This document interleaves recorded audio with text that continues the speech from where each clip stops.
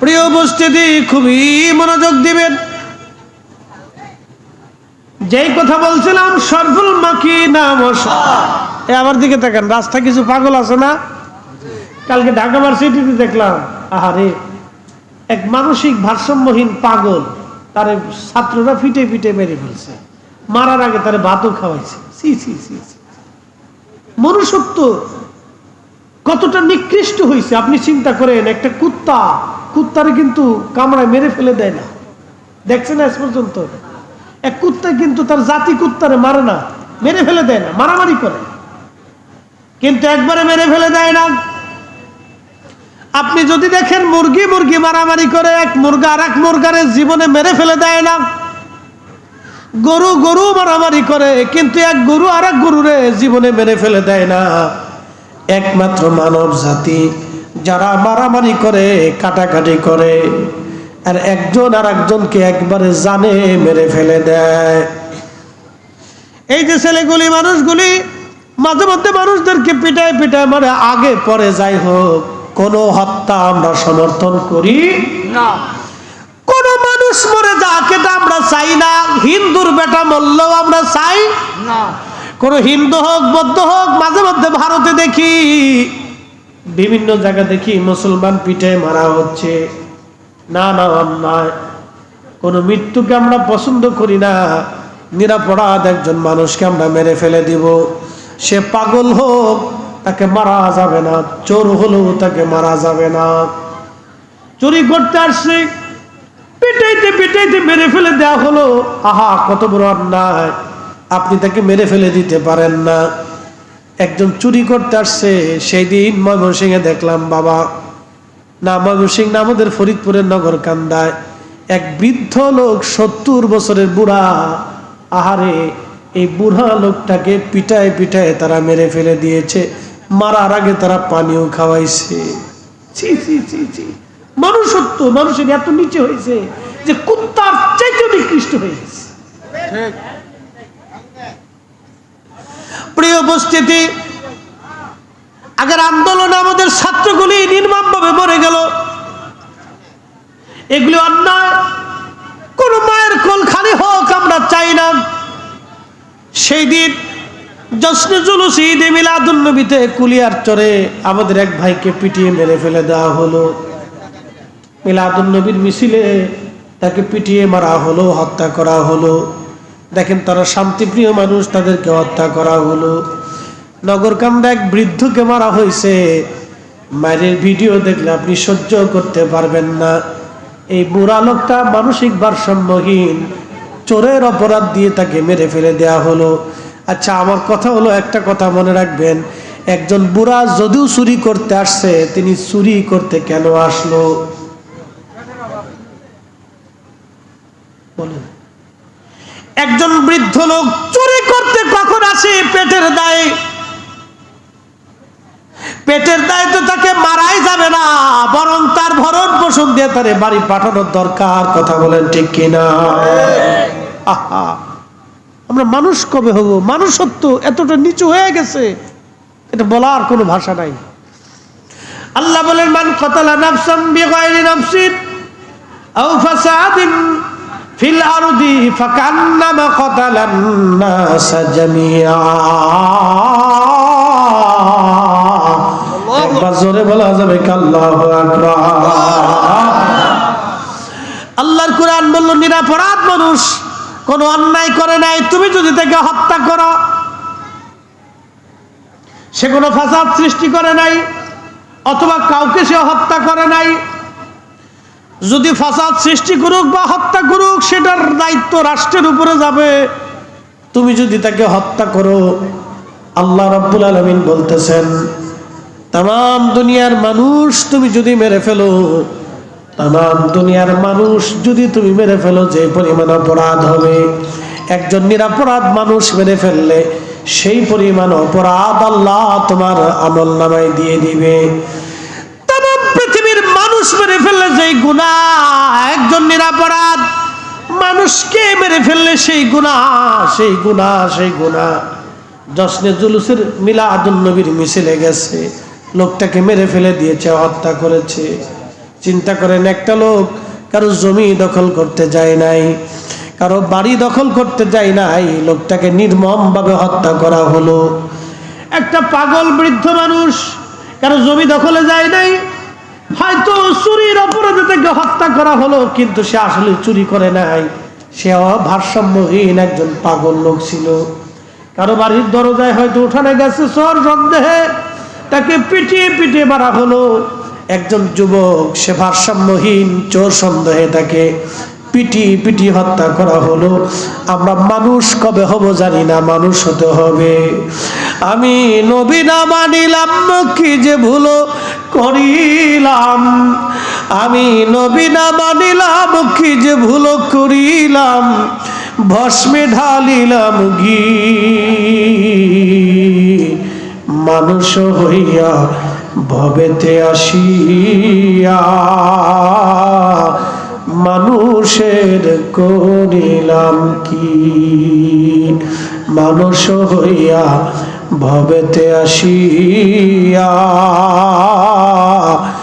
মানুষের করিলাম কি। আল্লাহ ডাক দেখে, মুসা যদিও তুমি নামাজের কাতারে পাও নাই, কিন্তু আমি আল্লাহ মাফ করে দিয়েছি। একসাথে জোরে বলবেন আল্লাহু আকবার।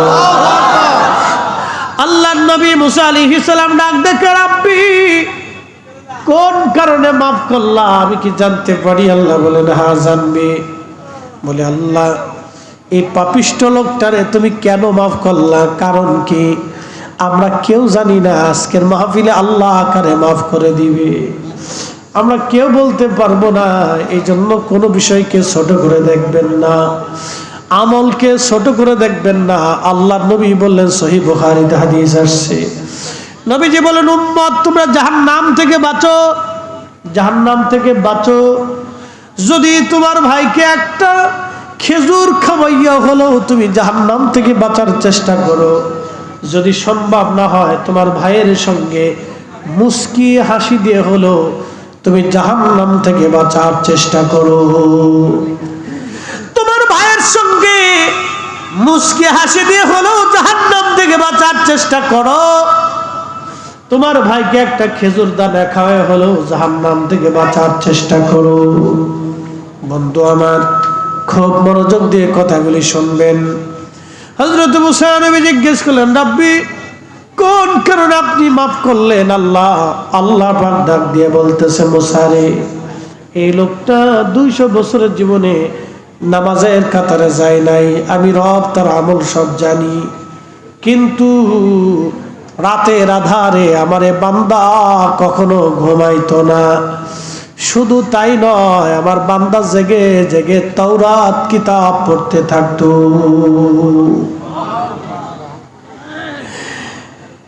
ইয়া আইয়ুহাল মুযাম্মিল কুমিল লাইলা ইল্লা কলিলা।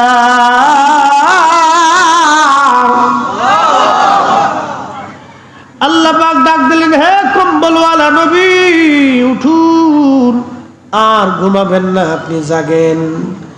রাত্রির কিছু অংশ জাগরিত হন, নিসফাহু আবিনকুসু, অর্ধাংশ অথবা তার চাইতে কম, 3 ভাগের 1 ভাগ।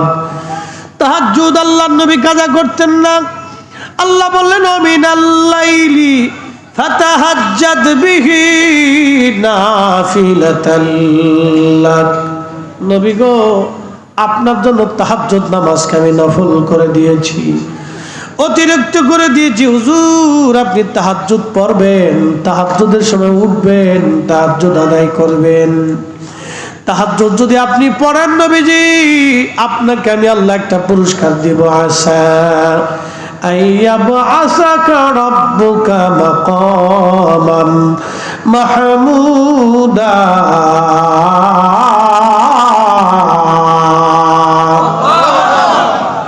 আমি আল্লাহ আপনাকে মাকামে মাহমুদ ওয়ালা বানাবো, মাকামে মাহমুদ ওয়ালা বানাবো। হাসরের ময়দানে এই স্তরে আমি আল্লাহ আপনাকে নিয়ে যাব। আপনি যা চাবেন আমি তাই দিব, আপনি যা বলবেন আমি তাই মানব।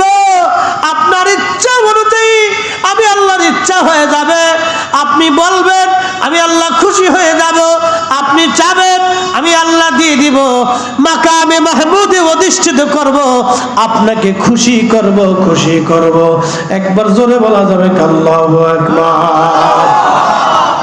শ্রেষ্ঠ নবী দিলাম রে তরিয়ে নিতে রোজা হাসরে, বলেন শ্রেষ্ঠ নবী দিলাম রে তরিয়ে নিতে রোজা হাসরে, পথ না ভুলি তাই তো দিলে, পথ না ভুলি তাই তো দিলে, পাক কুরআনের বাণী খোদা তোমার মেহেরবানি, সুন্দর ফুল সুন্দর ফল মিঠা নদীর পানি, খোদা তোমার মেহেরবানি, খোদা তোমার মেহেরবানি। আল্লাহুম্মা সাল্লি আলা সাইয়্যিদিনা, জবান খুলে, মুহাম্মদ ওয়া আলা আলি সাইয়্যিদিনা।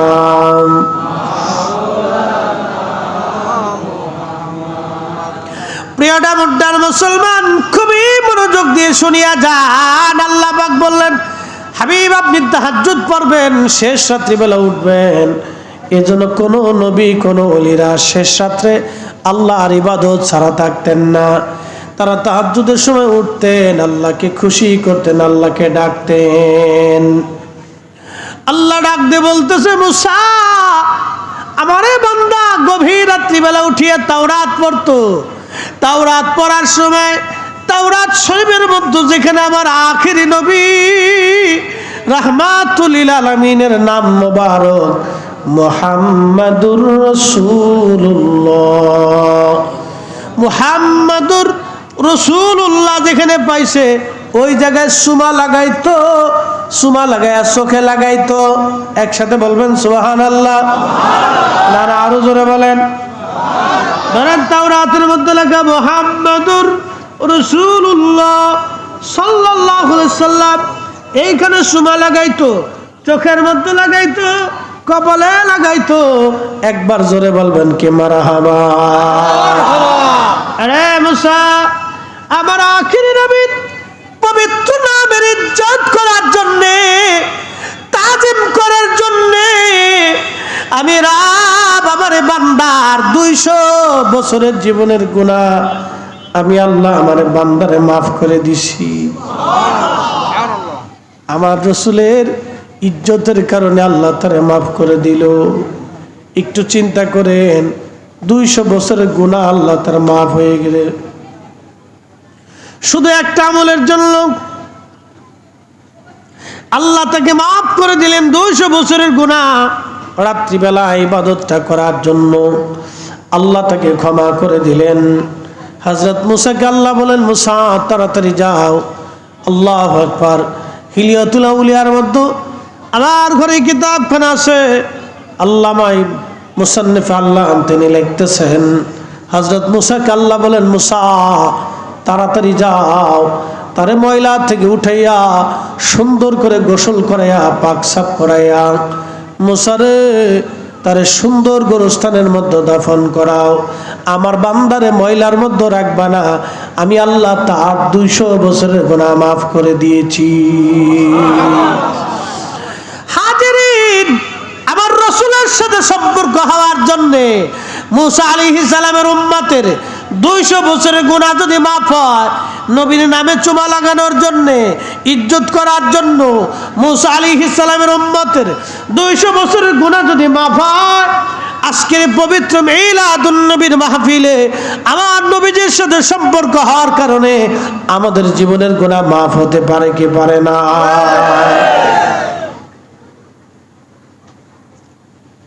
বিতর্ক যার করার দরকার করুক, ওগুলি দেখার সময় আমাদের হাতে নাই। ক্ষমা যেখানে আমরা আছি সেখানে, আমার রাসূল যেখানে আমরা আছি সেখানে। শোনেন, আবুল আহাব মরে গেছে। আবুল আহাব খুব ভালো লোক ছিল নাকি বলেন? কোরআন আল্লাহ বলতেছেন তাব্বাত ইয়াদা আবি লাহাবি ওয়া তাব্বা মা আগনা আনহু মালুহু ওয়া মা কাসাব। দেখছেন, তার বিরুদ্ধে আল্লাহ একটা সূরা নাযিল করছে, সূরা লাহাব। আল্লাহ রাব্বুল আলামিন তার বিরুদ্ধে একটা সূরা নাযিল করলেন, সূরা লাহাব। এত বড় কাফটা কাফের মারা গেল। মারা যাওয়ার পরে আব্বাস রাদিয়াল্লাহু আনহু ঘুমানো, স্বপ্নের ঘরে দেখতেছে, স্বপ্নের ঘরে হযরত আব্বাস রাদিয়াল্লাহু আনহু দেখতেছে আবু লাহাব রে কবরের ভিতরে জাহান্নামের মধ্যে দেখা যায়। জিজ্ঞেস করলেন, কিরে আবু লাহাব কেমন আছিস ভাই আমার? এই শোনেন, এই বাচ্চাদেরকে দিক সরাই দেন তো পিছনে দিক। এ বাবুরা পরে আসিস, বাবা যা, তোরা পরে আসিস, পরে আসিস বাবা, দোয়া করার সময় আসিস। ছোট মানুষ তো, বাজারে মনে চটপটি লটপটি বাদাম চানাচুর খাওয়া শেষ হয়ে গেছে, ওরা চিন্তা করছে এখন এই জায়গা যাই। যাক, ওদেরকে বসাই দেন, হ্যাঁ, আর মহব্বত করে বসাই দেন, ওরা ছোট মানুষ তো বুঝে না, বসাই দেন। বসলে ওদের কিছু কাজ হবে, শুনলে কাজ হবে। তো দেখেন আবুল আহাব কত বড় কাটটা কাফের, মরে গেছে। তো আব্বাস রাদিয়াল্লাহু আনহু স্বপ্ন দেখতেছে। আব্বাস আবার নবীজির আপন চাচা, আবুল আহাবও চাচা। তো আব্বাস রাদিয়াল্লাহু আনহুর ভাই ছিল আবুল আহাব। তো ভাইরে স্বপ্ন দেখতেছে, স্বপ্ন দেখে জিজ্ঞেস করতেছে, আবুল আহাব রে কেমন আছিস? তো বলতেছে, আব্বাস আমি ভালো নাই, খুব কষ্টের মধ্যে আছি। তোমরা ঈমান আনছো, আমি ঈমান আনতে পারিনি, আমার জন্য অনেক বড় সর্বনাশ হয়েছে। আব্বাস রে তুই তো কালেমা পড়ছিস, আমি তো ঈমান আনতে পারিনি। কিন্তু আব্বাস শোন রে, সোমবারের দিন আল্লাহ আমার আযাব রে হালকা করে দেয়। আর জোরে বলেন তো, কোন বারে? কোন বারে? সোমবারে। হযরত আব্বাস রাদিয়াল্লাহু আনহু জিজ্ঞেস করলেন, আবুল আহাব সোমবারের দিন আল্লাহ তোমার আযাব হালকা করে দেয় কোন কারণে বলবা? আবুল আহাব ডাক দিয়ে বলতেছে, আব্বাস রে সোমবারের দিন আমার এই যে শাহাদাত আঙ্গুল, এই আঙ্গুলের আগার মধ্যে পানি জমে, ওই পানি আমি চুষে চুষে আমার কলিজা ঠান্ডা করি, আমার আযাব আল্লাহ হালকা করে দেয়। বলে আব্বাস শোন, একটা মাত্র কারণে, আমার ভাতিজা মুহাম্মদ আমিন যখন দুনিয়াতে তাশরীফ এনেছিল, নবীজি পৃথিবীতে তাশরীফ আনার পরে আমার দাসী ওই ঘরের মধ্যে ছিল সুয়াইবা।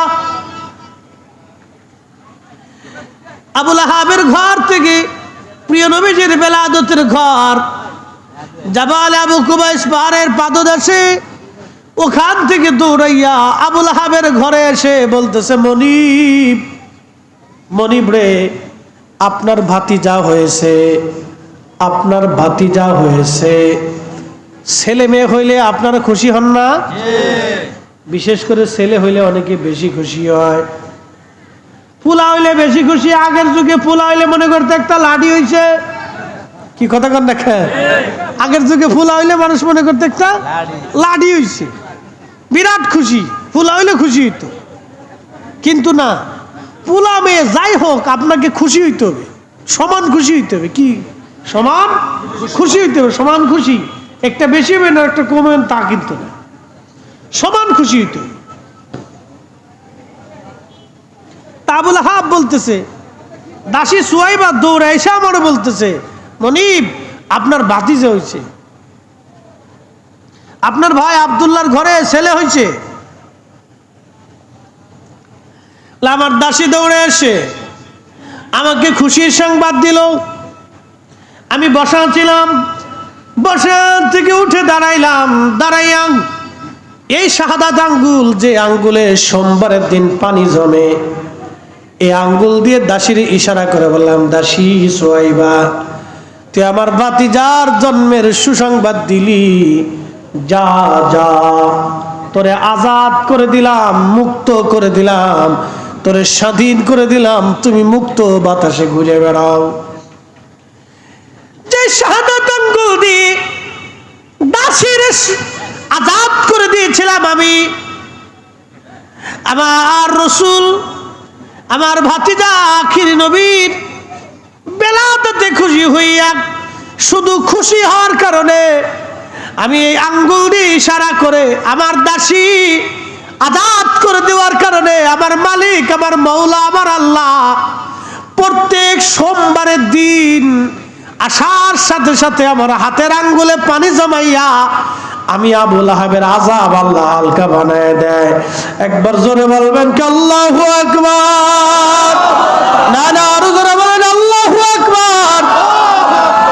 নবীর বেলাদাতে খুশি হওয়ার জন্য, নবীর মিলাদে জন্ম মুবারকে আগমনে খুশি হইয়া দাসী আজাদ করার কারণে আবু লাহাবের মতো কাট্টা কাফেরের আযাব যদি আল্লাহ তার উপরে দয়ার দৃষ্টি দিতে পারে, আল্লাহ যদি ইহসান করতে পারে, তাহলে আমরা নবীজির আগমনে খুশি হইয়া মাহফিল সাজাইয়া আল্লাহর শুকর আদায় করিয়া জিকির করিয়া মানুষে খাওয়াইয়া আল্লাহ আমাদের জীবনের গুনাহ মাফ করতে পারে কি পারে না? আপনি ঝগড়া করতে পারেন, ঝগড়া করতে পারেন, ওটা আপনার ফাংশন। আপনি তর্ক করতে পারেন, বিতর্ক আপনার আসতে পারে, এটা আপনার বিষয়। এখানে আমি আপনার সাথে বিতর্ক করতে পারবো না, কারণ আবু লাহাবের যদি আল্লাহ ইহসান করতে পারে তাহলে আমারে করবে না, কারণটা কি? কি কথা কর না কেন? আমার যুক্তিগত আছে কিনা? আমার প্রমাণ আছে কিনা যে আবু লাহাবের মতো কাট্টা কাফের, যার বিরুদ্ধে আয়াত নাজিল করলেন আল্লাহ, তাব্বাত ইয়াদা আবি লাহাবি ওয়া তাব্বা মা আগনা আনহু মালুহু ওয়া মা কাসাব। আল্লাহ তার ধ্বংস নিজে আল্লাহ লানত করছে।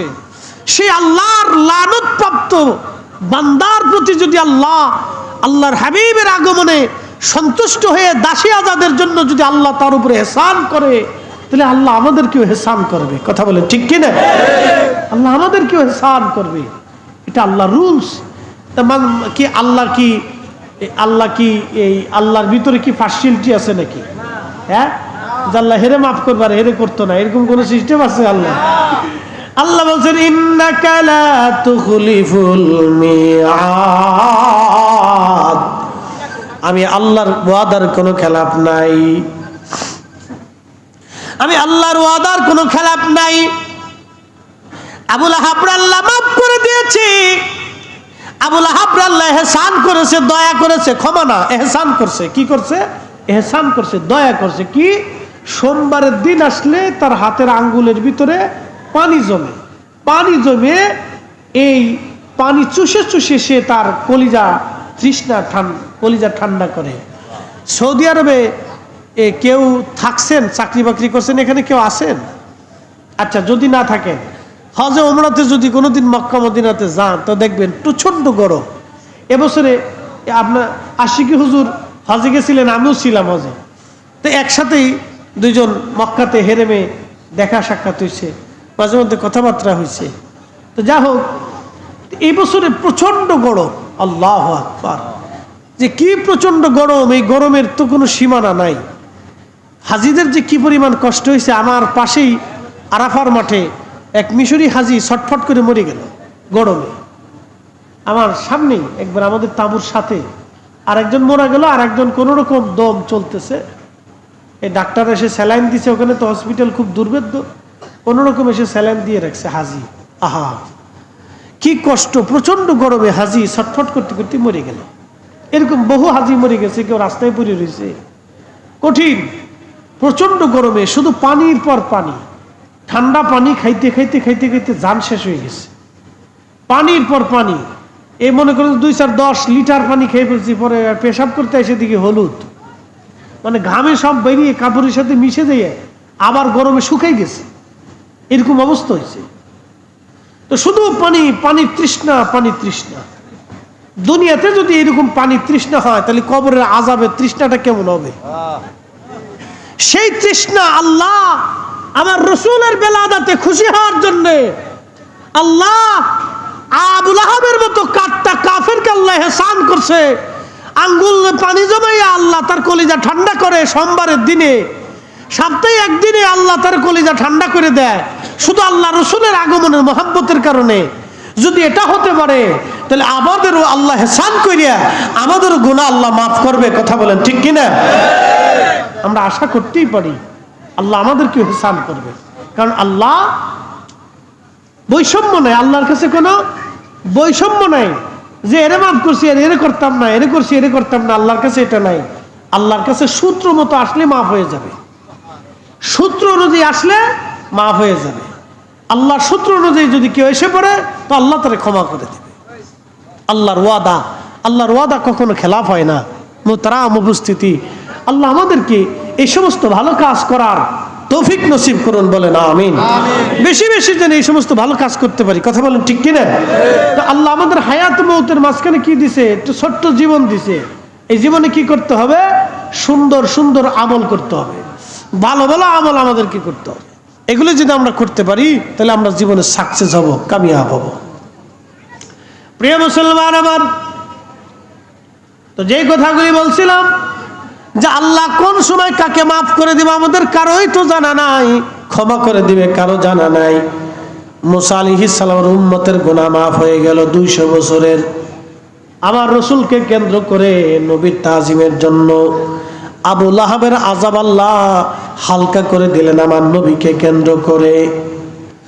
বন্ধু আমার, উস্তুনে হান্নানে একটা মরা কাঠ এখনো মসজিদে নববীতে, সেই মিম্বার শরীফ, যে মিম্বর আল্লাহর নবী বসতেন, মিম্বার শরীফ থেকে হুজরা শরীফ পর্যন্ত মিন রিয়াজুল জান্নাহ, জান্নাতের বাগান।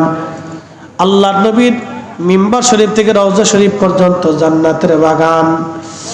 এই মিম্বার শরীফের নিচে উস্তুরে হান্নানাকে আল্লাহ রাব্বুল আলামিন নবীর সাহাবীরা দাফন করে রাখলেন।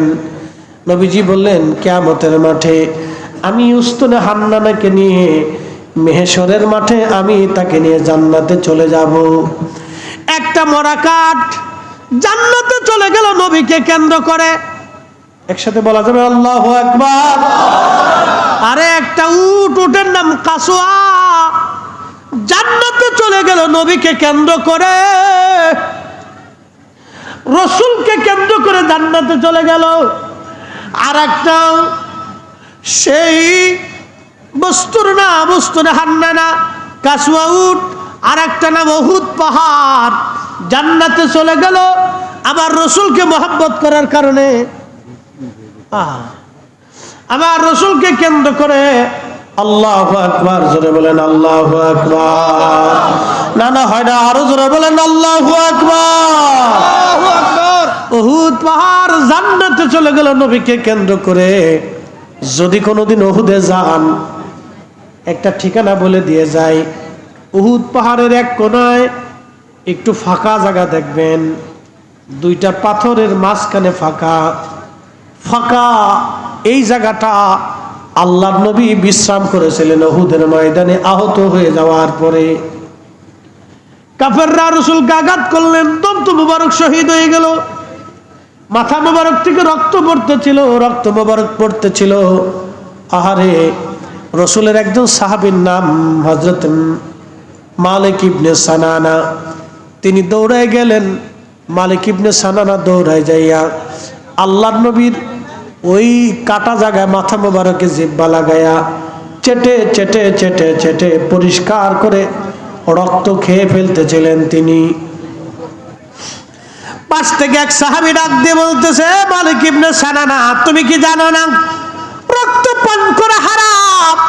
তুমি কেন রক্ত পান করো? মালিক ইবনে সানানা ডেকে বলতেছে, সাহাবীরা রে, আমার জীবন চলে যাবে, কিন্তু নবীজির রক্ত মোবারক জমিনে পড়তে দেব না।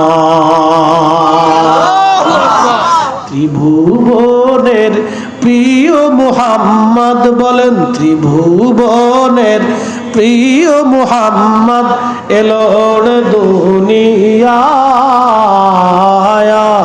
রে সাগর আকাশ বাতাস দেখবি যদি আয় রে সাগর আকাশ বাতাস দেখবি যদি ধুলির ধরা বেহেশত আজ জয় করিল দিল রে লাজ আজকে খুশির ঢল নেমেছে ধূসর সাহারায় রে সাগর আকাশ বাতাস দেখবি যদি আয় রে সাগর আকাশ বাতাস দেখবি যদি